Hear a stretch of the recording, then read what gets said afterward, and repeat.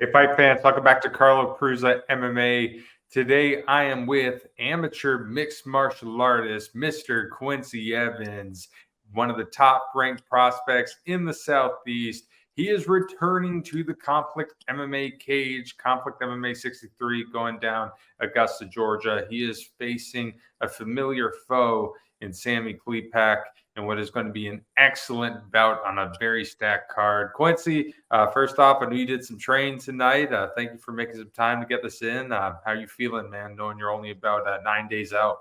Man, feeling excited, feeling ready, feeling sharp. Man, I'm ready. I'm ready to go and put on the show, man, in front of the hometown crowd. When you heard that Conflict was coming back to Augusta, was it kind of a no-brainer that you want to get on this card? Oh, well, without a doubt, man. I love Augusta. I love the 706, man, and they always said, training with them, there's nothing like a hometown show, and man, they did not tell one lie.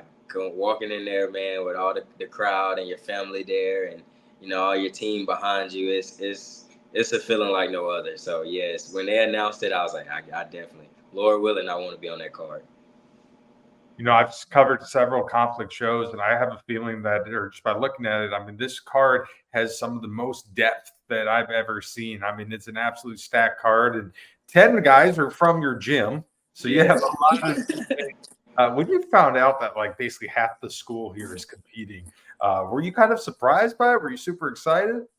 Um, Not necessarily surprised, honestly, man, because the competition team has grown so much, just from the short time that I've been on it as well. And we got, people that come in and train just literally like pour everything into the training room. So when I knew we were having an Augusta show, I knew we were, looking at quite a few people on the team. And man, it's always exciting when you have multiple teammates fighting on the card as well. Just because you're training together, you all have a name, you have a face, you got a date, something that you can literally like work towards together. So to have like essentially the whole team on the fight card it's crazy, man. It's gonna be a wild night. Cause last year we had 4, so this year we more than doubled it. It's crazy. It's gonna be wild. I can't wait.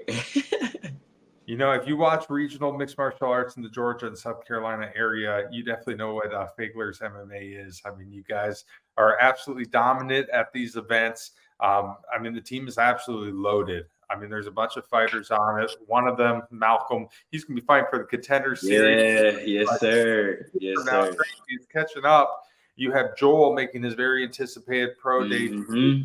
Terrence is a young stud. Andrew's a young stud. Amanda Andrews, Kirsten Pack, obviously Jason Fagler, head coach. Yeah. You are on quite a roll.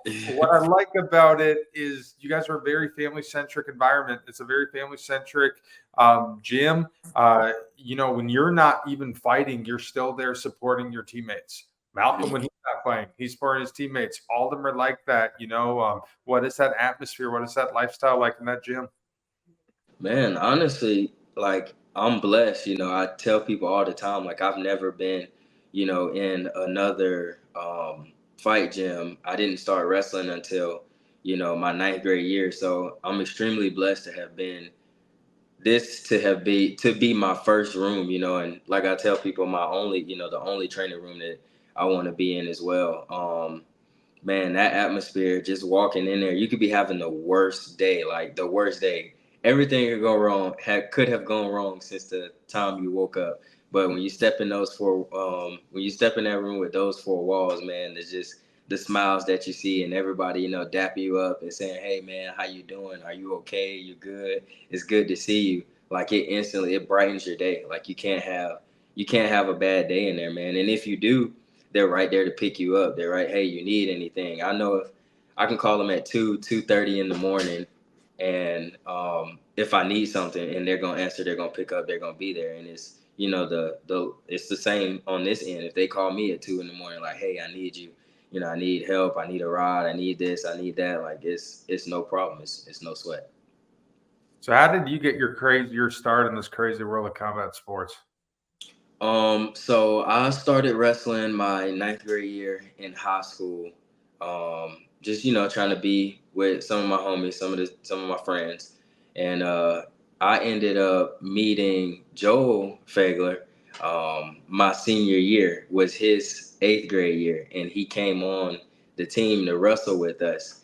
And man, that's been my brother ever since, man. I knew, when he first stepped in the room coming in, like how athletic he was and how hard he worked and how focused and driven he was during the practices, and just a natural born leader that was in him. I knew that he was going to be special.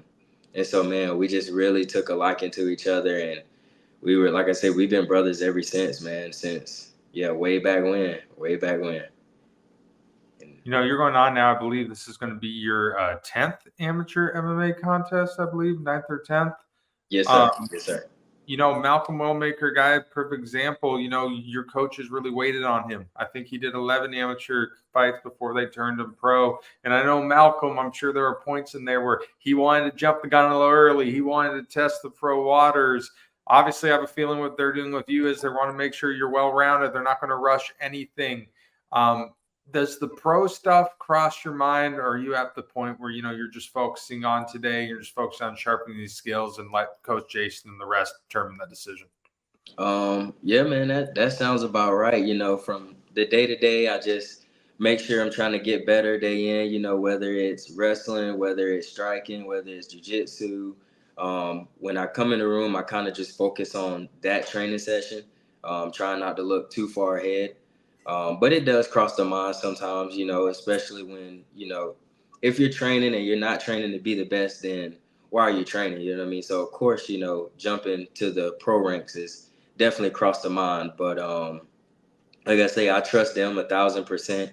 And if they say we've got, 6 more fights, 5 more fights, 4, 10, 15, when they tell me to suit up, I'm definitely going to suit up and trust what they tell me to do, because they know fighting, and I mean, I don't, I'm still new in this game, man. I'm still a baby. So I'm just trying to represent for the family. Honestly, I'm just trying to make the family proud, man. When I look like a younger fighter like yourself, one thing I look for to see if there's a loss in a record. My personal opinion, whether no one likes losing, I think it's good for everyone to at least experience one. They see what it is, they feel like it, and it'll make them never want to go back to it. Yours came your first amateur contest. Since then, I mean, you've been on an absolute roll, 8-fight win streak here, winning in dominating fashion. Do you feel like you learned a lot, and do you feel like maybe that is part of your success, or maybe let you evolve to a point where you got really relaxed here on a big run? Man, honestly, yeah, that first loss, it I took it pretty hard, man, because we trained so hard for that fight, day in and day out. And I already know, like, you can't play fighting. You know what I mean? Like, this is serious. You don't get in the cage and just want to play around with it. This is something that you take serious. Could be the last time that you see your family, your friends, your loved ones.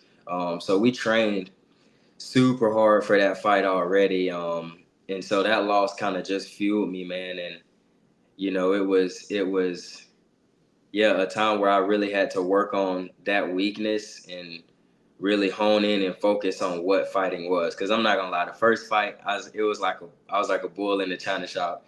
Everything was moving so fast, I couldn't, yeah, man, everything was going super, super fast. And before I knew it, the fight was over. So it really made me lock in the mindset of slowing down and looking for shots and knowing what you're setting up and trying to pick up. It's chess, not checkers. You know what I mean? Not just going in there and trying to get a knockout, but it's going in there and setting up the knockout shot, or, knowing that he's trying to set up a knockout shot.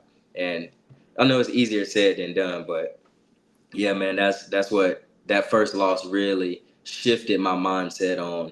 Okay, this is how the fight game needs to be. It's a marathon. It's not a sprint. It's crazy to think that you've only been fighting as an amateur here, actually competing for about 3 years. I mean, it's going to be your 10th contest. You've done a really good job staying active, in my opinion. And when you look at your list, I mean, you fought all over. You fought on some big regional scenes, regional shows. How important is it for you to be active and, just keep looking for fights and keep going in there? Very important. I feel like, the more active you are, the more you hone in on the skills, and the better you get. I will say, I'm not saying you gotta go out and fight, 4 or 5 or 6 times. If that's what you want to do, then do it. If not, you don't. But I do feel like the more you fight, the more active that you stay, the more you hone in on the skills and you sharpen the mind. And it's just about sharpening that axe every single day, sharpening the axe, sharpening it, sharpening, so that when the time comes for battle, you've got that tool, in your tool bag. One of the promotions that you fought for, my good buddy Dean Toole, and those guys over at Yeah, Island yeah. They Fights. took care of me. They took care of me at Island Fights, man. Yeah, I love Island Fights. Shout out to them. When you look at that promotion, I mean, all these regional promotions that you fought from this area, they're all awesome. They're all feeder leagues to try to get to the big shows, allows you guys to have a platform and, really start your career. The Island Fights obviously won for a while. It's been going on for a while. You have Pearl Gonzalez, a commentator there, former UFC fighter and everything. What was that whole experience like for you? Man, it was amazing. Florida's always a good place. And so funny story is we got there to weigh-ins, and we were about to have the rules meeting, and they got the belt and everything set up on the table, and my head coach Jake looks over at me. He's like, "Are you the main event?" And I was like, "I don't think so." And he was like, "I believe you are." He was like, "They got the belt over there on the table." And I was like, "They don't have pro fights. These are all amateur fights." It was like, so, they would put the title fight at the end. And I was like, "Oh, man, that's crazy." And so then the rules meeting started. And then that's when they told us we were the main event. So I didn't even have a clue. He didn't have a clue. Um, so, yeah, it was crazy. Walking into the arena, they had me, a separate locker room, which was pretty cool. I'm not gonna lie, I had my name on the door, so that was pretty dope. I'm not gonna lie. Shout out to Island Fights. What was it like fighting in that ring? Because I think they do it a little different. I don't think they actually have a cage. Isn't it kind of like a Yeah, boxing ring it's setup? a yeah, it's Different? like a boxing ring setup. But the canvas is actually like really, really, really good for grip. And then the ropes are sturdy as well. So it was definitely um a different venue, simply because it was an arena, and it was huge, or at least it felt like it was huge. And then they had the light shining down on it, so it was, yeah, the long walkout with the big screen in the back. Yeah, it was amazing, man. It was beautiful. It was a night that I'll always remember. And then it helps that I was able to go to the beach the next day, so we definitely hit up the beach, the Clearwater Beach. Then following that contest, you fought again over on NFC, another very respectful promotion in this No area. doubt, no doubt. Took on Jason Gibson, got a huge first round TKO victory. I want to walk me through that fight. Walk me through the finish. Um, so game planning, we knew coming in. He's a very, very respected jiu-jitsu guy. His grappling is very, very high level. So we knew that he was going to want to grapple and definitely take it to the ground. And we knew that his setups were kind of like, unorthodox, these kind of wild strikes to kind of catch you slipping, to be able to grab you. And so it was just staying sharp, keeping our distance to where he wasn't able to grab. And that particular venue for the NFC, the cage is a lot smaller. So it was actually pretty tough trying to keep the distance between us. Like, if you go back and watch the fight, you can actually see where he sat down a few times, and I waved at the ref to like stand us up, like back up and stand us up. But every time I took like 2 steps back, he would scoot forward, and he was literally like right there in my space. So the referee was kind of letting it go. But fast forward to that, he got in on a low single and crawled up the back, which is why I say he's a very high level grappler because I don't even know, how he got to that position that fast and ended up getting to a very close rear naked choke position.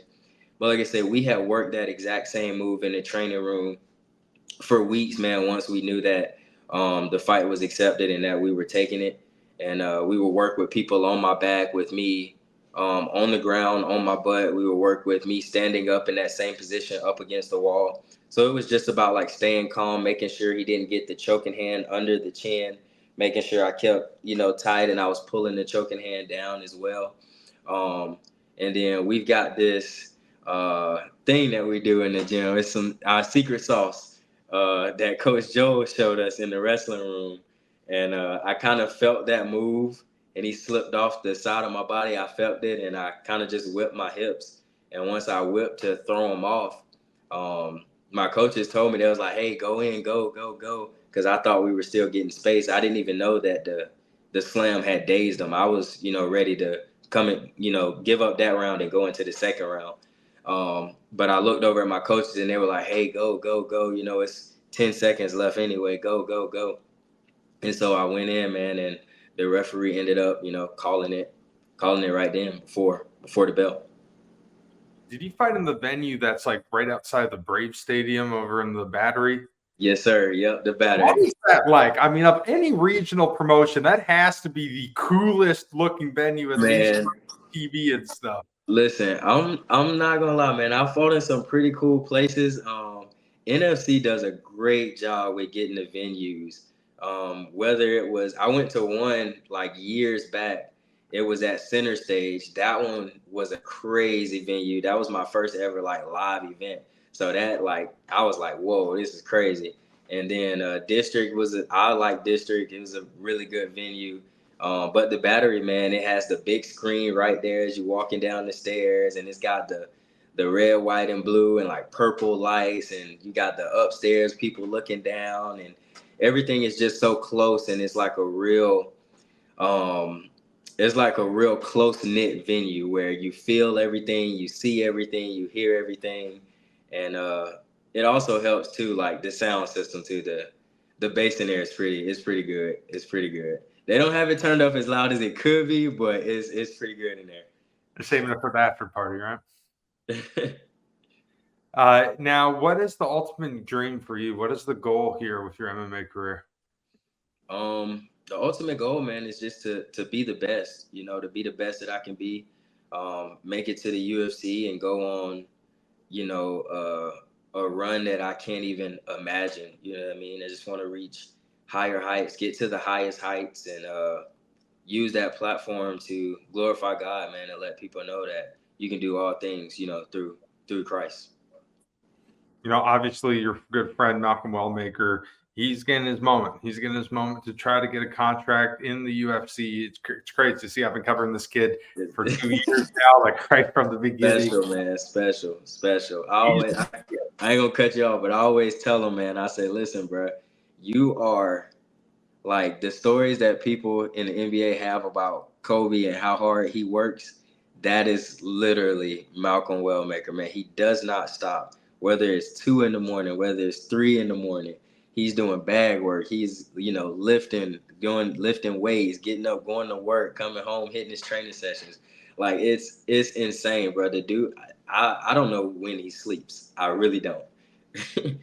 I mean, it's really amazing. I think so many people watch MMA in this day and age, but I think so few people realize the sacrifices it takes to live this dream. Obviously, he's a perfect example. He trains all night. He wakes up early. He's a pipe fitter. I mean, it's not an easy job. It's a very blue-collar job. Then he comes back. He gets punched in the face, or punches you in the face, or somebody's getting punched. And it's a cycle that repeats and repeats. And I think most people would get fed up with it. They'd lose it. They wouldn't want to do this. And, you're doing something similar. I mean, you're making a lot of sacrifice to do this as well. I'm not sure if you have a job that you do outside of fighting, but, yes, you have to make a lot of time for the training. You have to do the stuff that you have to do in the day. There's sacrificing away from your family. It's this constant training. what makes you stay motivated to get through it? Man, just the room. The room pushes each other each and every day. Like I say, if somebody's working late, or we pretty much come in at a certain time. If we're like 5 or 10 minutes off, hey, have you spoke to Q today? Have you talked to such and such today? No, I ain't talked to him. Let me hit him up real quick. And then right before we do, they walk through the door. So just things like that, knowing that I've got a family in them. They care about me as a person, not just me as a fighter. And also, like you say, just wanting to provide and be better. Just wanting to be, one of the greatest men that my bloodline has ever seen. So if that means sacrificing, time right now in order to get that time later to be able to do stuff with my family, because we all do. We miss out on things that we want to do, cookouts and family dinners and family meals and stuff like that. But my family is also, man, when I say they are 100% in with me, they are just that. They're telling me, hey, go train, make sure you're doing this, make sure you're doing that. And I like, y'all know I am. They're like, well, we know, but we just making sure. So just having that support system of my family and friends, like really pushing me like, hey man, you can really do something with this. Stay focused, stay positive. You're going to make it. You're going to do this. That really takes away a lot of the stress of doing the day to day, because you can't get caught up in, like you say, training. Oh, I got training today. I got to do this today. I got to do that today. But, they push me constantly and pour into me, constantly telling me, hey, man, you're looking great. You're doing good. Keep pushing. Keep pressing forward. Keep being positive. Your time is coming. And then we got a saying in the gym that I actually don't know who came up with it, but it's, been thrown around the gym a lot here lately. Is the saying is, it takes what it takes, and it takes everything. It takes everything you got. So just like I say, having that support system of people that can push you and keep you motivated and keep you on the straight and narrow, keep you training and keep you eating right, really helps out, and it makes it a whole lot easier, a whole lot easier. Obviously, you, Malcolm, Joel, Jason, obviously, all guys have some experience. You guys all have a bunch of fights, turning pro very soon. A couple guys that are on this card that aren't as experienced: Andrew, Terrence. One thing that I've noticed from last show, and even in addition to the other guys who are maybe not as experienced, you guys really do your best to show the support. You give them extra attention. I don't know if you're trying to pay it forward or what, but it looks like you're really looking out for them. You're coaching them, you're helping them, trying to give them some tools of the trade. For you, is that just a way of giving back? Oh, without a doubt, man, without a doubt. Jake, and I call them my OGs: Jake, Kirsten, Joe, Pops, Joe, Walla, all of those. Those are my OGs. They kind of took me under their wing and showed me, like, hey, this is what I did. This is what we've done so far, and really just helped pave that way for me to be here today. And so it's only right, man. Like, I don't believe in gatekeeping. I believe in, helping, like literally giving the shirt off of my back. So if those guys ever, they need anything, they already know, like, you can literally just come to me. Yeah, man, those are my brothers, man. They know we logged in, we're solid. They can get anything that they need from me. Honestly, they really can. All right, now back to the fight a little bit. You're rematching again with Mr. Sammy Klepac. You've been in war with him. Where do you think? Do you think his game has progressed now? Do you think this is a different style opponent that you first fought? Yeah, I feel like we both have elevated tremendously, man. Um, we both have great camps. We both have camps that know how to game plan and know how to elevate fighters. So I really believe he's gonna come in, man, and I'm not treating it like a rematch because we're two completely different fighters. He's gonna come in game. He was already tough and a warrior, and I feel like he's only up that since I saw him 2 or 3 years ago. So And we were both 1-1. It was our second fight, and like you say, now this is going on my 10th fight. Yeah, I'm not treating it like a rematch. I'm treating it like, it's an opponent that I haven't seen before, and he's gonna come out there and he's trying to take that title. He's trying to get it. I don't know if people bet on Conflict MMA, but if anyone is out there that does, I put the house on fight of the night on this one. My prediction, Hey, we were stealing it from each other last year, so I don't know. Are you going in there prepared for this to be a 3-round dogfight? Oh, without a doubt. I'm going in there prepare for an absolute war, just like I do every single time. The mindset is always the same. We're going to go in there and we're going to implement our game plan, and we're going to be dominant. But I'm also ready for, him to come out there and give me an absolute dogfight. Just like you said, it's not something that I take lightly. I respect it. I appreciate it because, without the challenge, I wouldn't be able to do what I'm able to do. But like I said, yeah, it's July 20th. We are going to war. We're going to war. Are you thinking about what it's going to be like to either maybe pick up a finish, pick up a big win, just exciting performance in your hometown crowd? Yes, sir. Yes, sir. You gotta vision it, in order to achieve it. So you gotta see it, man. You've got to play the fight out in multiple different ways. If I'm being honest, you got to play the fight out. If you get a knockout finish, you got to play the fight out. If you get a um, unanimous or a split decision, you got to play the fight out. If you lose, if you get knocked out, there's always a fighter's chance in there. Anything can happen. So I've just kind of gotten used to playing out each and every scenario, and making sure that I'm going in there and I'm doing everything possible that I can to make sure I walk out of there with that title. And like I say, that title is in Augusta. It's in the hometown, and it ain't going nowhere. It's not going anywhere until I'm ready to give it up. You're trying to make this one 9 in a row. Do you feel right now you're just feeding off of every single fight? Is the momentum just continuing to build and build and build for you? I try not to look at it like that. I try not to look at the streak. Honestly, I really don't.